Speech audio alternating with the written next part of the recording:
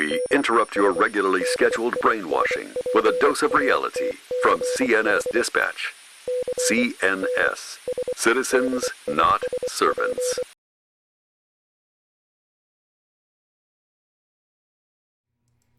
Welcome to CNS Dispatch, where we believe we are free citizens and not servants. I'm your host, Preston. So today is August the 30th, and there's a bunch of stuff to catch up on. How you digging a new studio? So came up with a new intro, new exit, new background. I'm hoping it works out okay. May have to invest in a new camera. But other than that, I think it works out pretty good. So today, we're going to start off with rehashing some things that I had talked about in a previous video about masks. So there's a study that came out. This came out, submitted in May, accepted in July, published on July 21st. I'll post the links to the article down below. So it's an abstract about the use of masks, etc. So if you get to the juice of it and the conclusions, and you can read this, this is a peer-reviewed study. It basically said that surgical masks, the throwaway ones that we get from Walmart or whatever, and the cloth mask, bandana masks don't work. The only masks that work are the N95 respirators that have the proper fit. I did in my video the other day, I was talking about when you put a mask on, you have gaps at your nose, gaps on the side, and gaps on the bottom. And that's exactly what this survey talks about. Masks don't work, according to this peer-reviewed survey.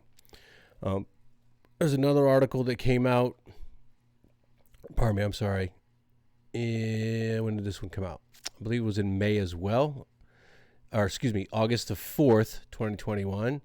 That your cloth masks, your bandana masks, your disposable throwaway masks that look like surgical masks that are not medical grade, that don't fit, don't work. So just thought I would throw that one in there because, you know, we have all kinds of people that got into a discussion the other day with some friends of mine on Facebook that were like, you know, do it for society. What's a little bit of an inconvenience if it helps everybody out? And I keep trying to tell them the masks that we wear don't work for many reasons. One, because of the holes in the masks. Two, because of the improper fit. Three, because people touch them and don't ever wear them right. These two studies, this is not me saying this, these two studies are showing that these masks don't work. And there's more studies out there. I just grabbed these two for reference.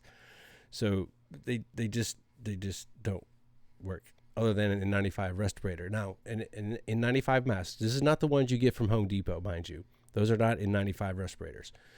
They have to be fit tested. You have to get the right size mask for the size of your face. You can't have facial hair because you don't get a good seal.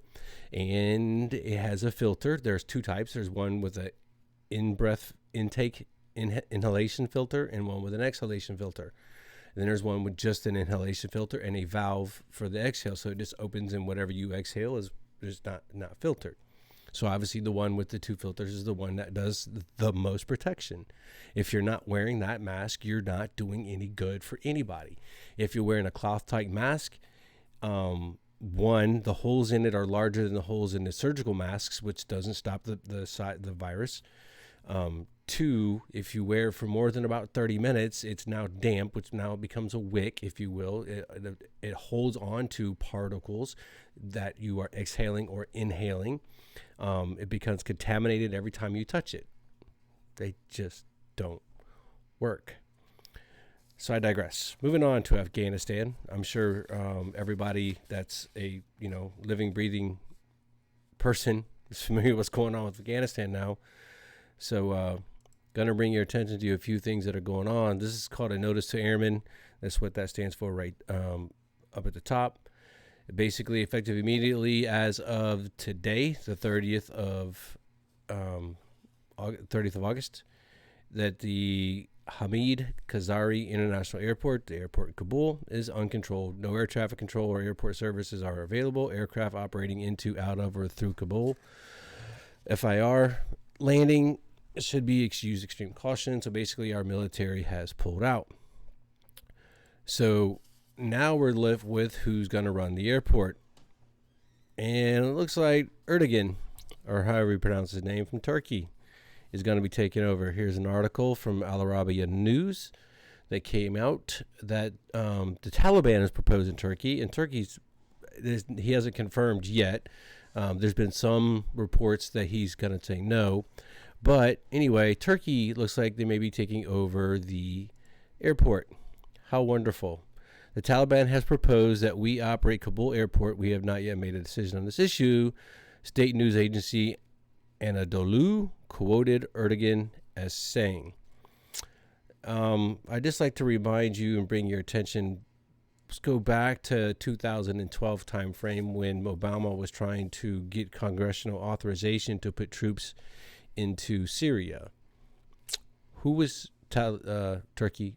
Which side were they on? Anybody know? Anybody remember? Anybody remember who they were buying oil from during that time? Might want to look those up. Turkey is not our friend at all. So anyway, so now we have this little tidbit of information. That's just wonderful. And now there's conflicting reports on this. So this may or not be the Taliban actually hanging people from the Blackhawks. So that's debatable. That's a question. But I want you to notice something. These are our Black Hawk helicopters that are in the air, flying in Afghanistan. So the administration has been floating out that, yeah, they may have left some behind, which still needs to be questioned and needs to be investigated. But apparently they can fly. And not just peachy. So here's a report: Taliban spy rigging. So that's the person hanging from the rope, not actually hanging by their neck, but it's a way of extraction and infiltration. The photo was posted to caption: Taliban managed to get one of the Black Hawks to fly upwards this time and decided to hang a guy below it. So the big takeaway is, looks like the Taliban can fly. Isn't that just peachy? So not only did we leave billions of dollars of military assets behind, we basically equipped their army, millions of rounds, thousands of weapons, to include drones and helicopters that can fly, apparently. So yeah, our president's done wonders for our diplomatic, standing in the world. I digress. This came out yesterday, day before. Glenn Beck's been talking about a lot of this on his podcast and TV show. He raised close to $30 million via his fans, people that gave money to the Nazarene Fund to go extract people from Afghanistan. So here's an article that was done from Yahoo News about to save Christians. Right.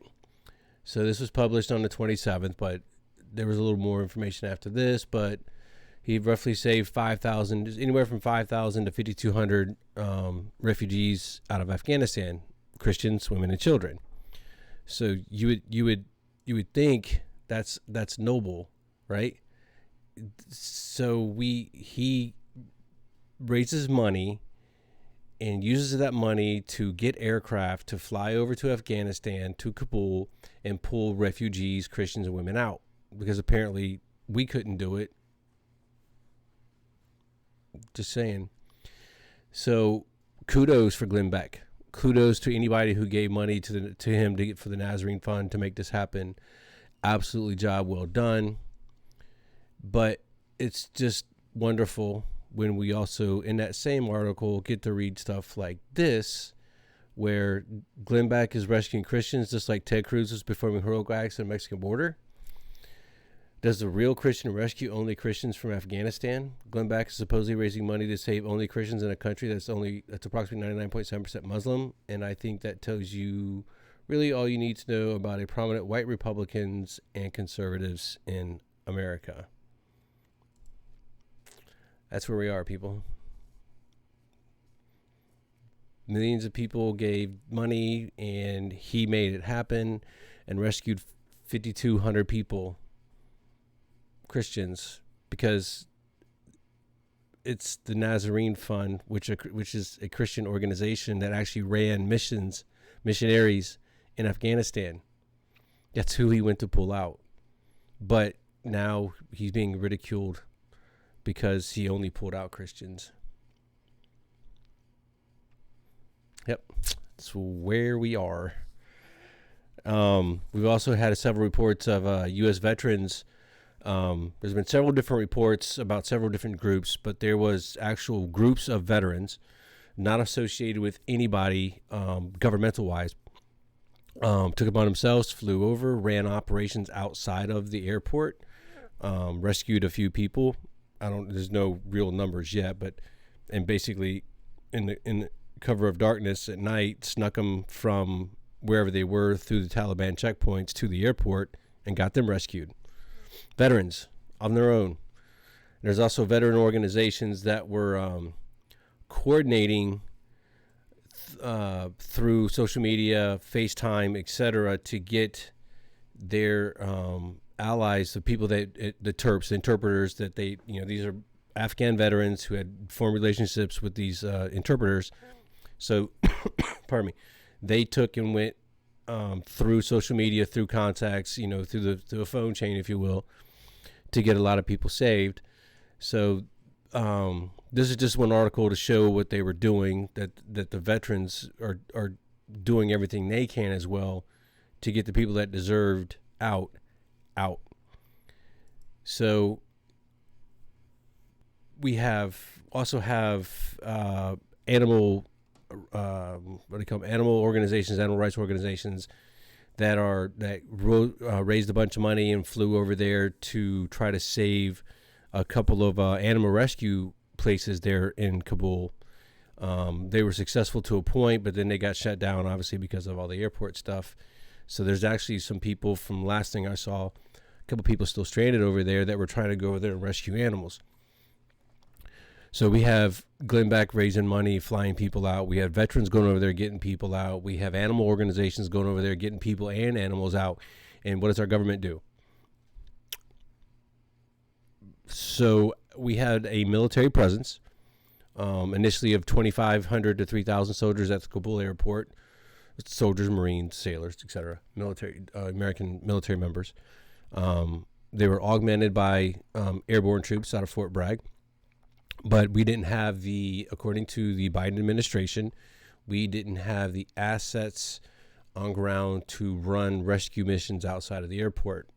But the British were doing it, the Germans were doing it, the French were doing it. Not only were they those special forces groups getting their own people, their own national citizens out, they were also rescuing Americans along the way. Go look at some newspapers from overseas. You'll find out that they were rescuing Americans when, our own government wouldn't let us do it. Oh, yeah, and by the way, Glenn Beck got caught in this too, and he did a lot of reporting on it. So the airplanes that he had procured were flying from Kabul to other countries. They weren't flying here to the States. So they were getting them out of the hot zone, if you will, to these other countries where they were going through the process of being validated as SIVs or citizens or etc.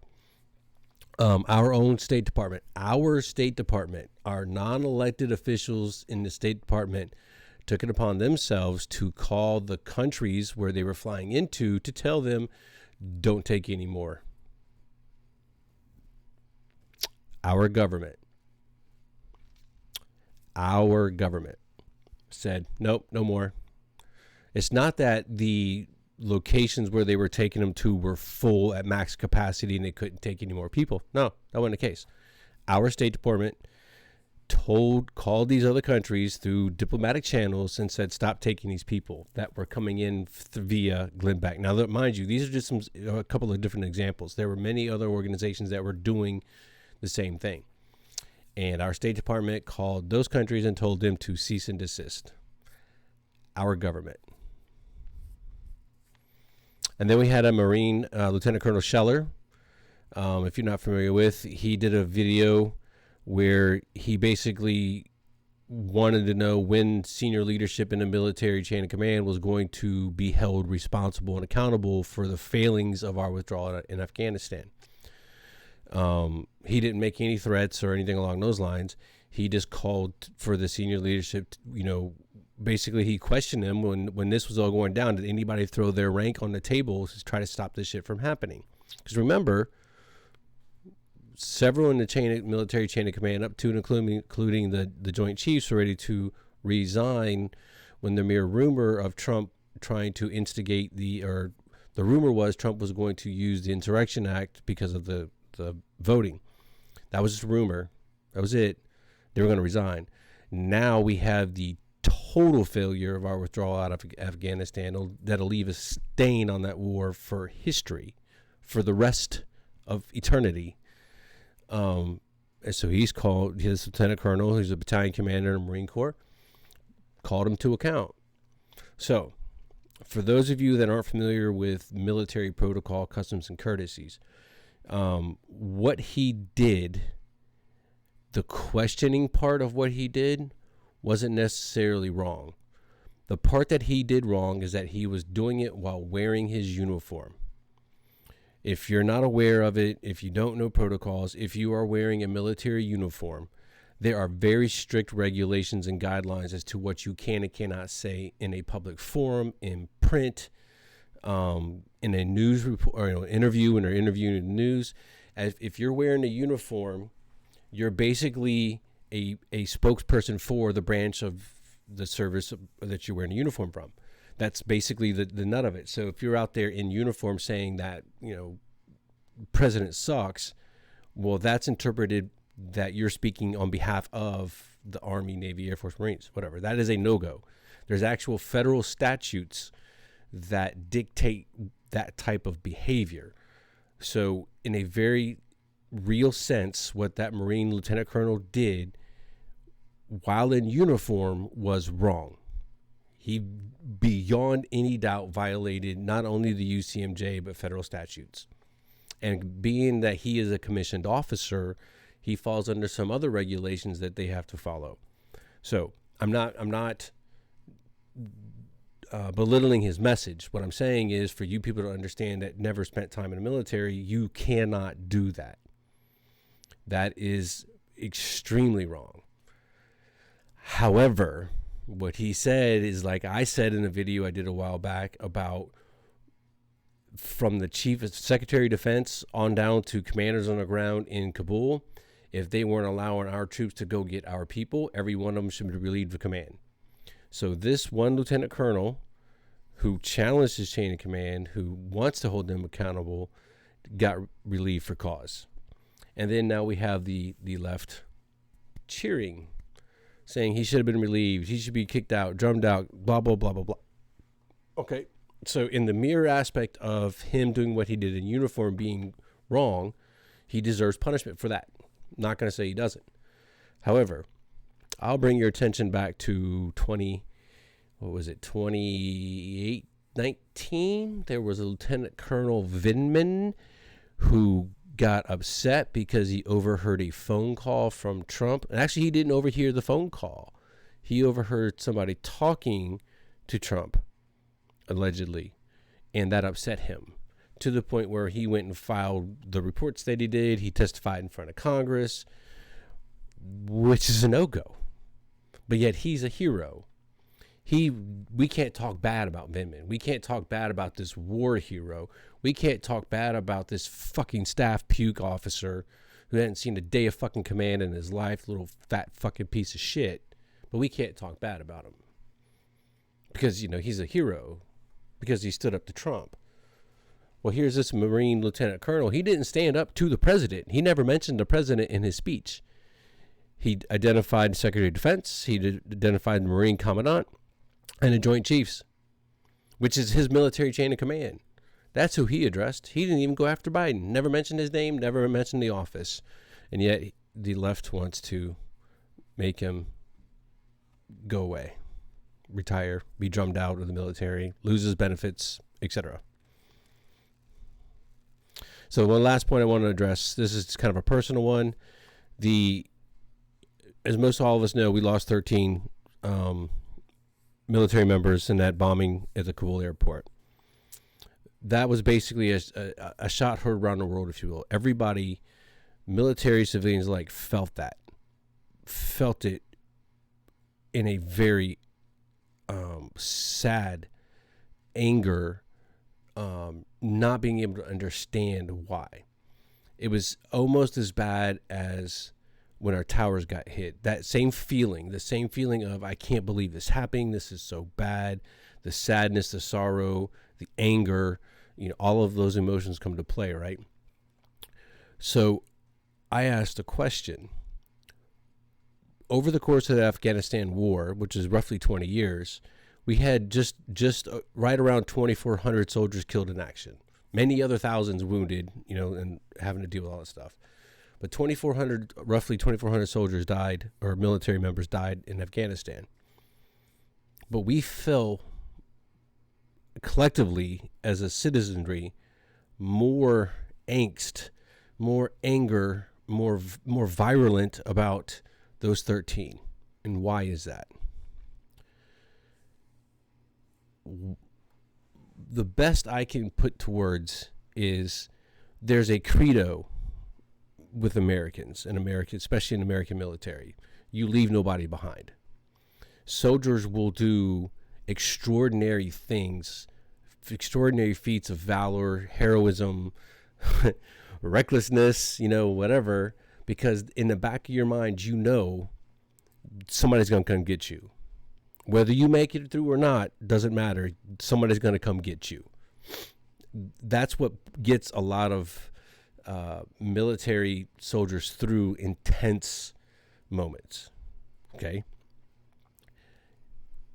I see it. The reason why we feel more for those, because of those 13 collectively, is because we know deep in our soul that basically those soldiers got left behind.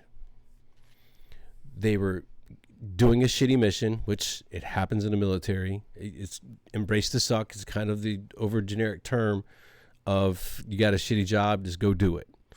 Running an ECP sucks. It just sucks. There's no two ways about it. Entry control point, by the way. So what they were doing at that airport isn't anything new. They've been doing that for a while. But when the reports came in, it's just one of those, because of how bad this administration fucked up our withdrawal and how bad our military chain of command was, not letting our soldiers do their jobs, not letting our soldiers go and get people, having our soldiers have to be there at the gate and push people back that were trying to escape. All kinds of shit going on at the ECPs, gas, all kinds of bad stuff. But my take is we left those soldiers behind. Not literally, but figuratively. They died because this administration failed to execute the mission the way it's supposed to be executed. They hamstrung our commanders. They gave them shitty orders, leave the equipment behind, close down a strategic air base, fall back to Kabul. When you got to understand, when you retreat, there's an actual methodology to retreat. You leave a blocking force and you repeel in steps. You leave you do diversionary tactics to make them think you're withdrawing to the left when you're actually withdrawing to the right. You leave a blocking force in place to slow up the enemy to get your main body time to get to a safe space and set up a command post or defensive posture or whatever. There's a whole procedure for this. It's taught in military doctrine. None of that was followed. None of it. We just out. And we fall back to an almost indefensible airfield when we had a perfectly good one. Yes, their excuse was, we had to pick one. Yeah, no bullshit. But overall, I think it's because we left those soldiers in such a shitty situation. This administration caused their death because of how bad they fucked up the withdrawal. That's just my take. So I hope you like the new look. I hope you like the new. I'm trying to get this thing going, trying to get it off the ground, and I hope you enjoy. On that note, I hope you have a good rest of your day. Thanks for watching. This has been a dose of reality from CNS Dispatch. Citizens, not servants. We now return you to your involuntary mental programming.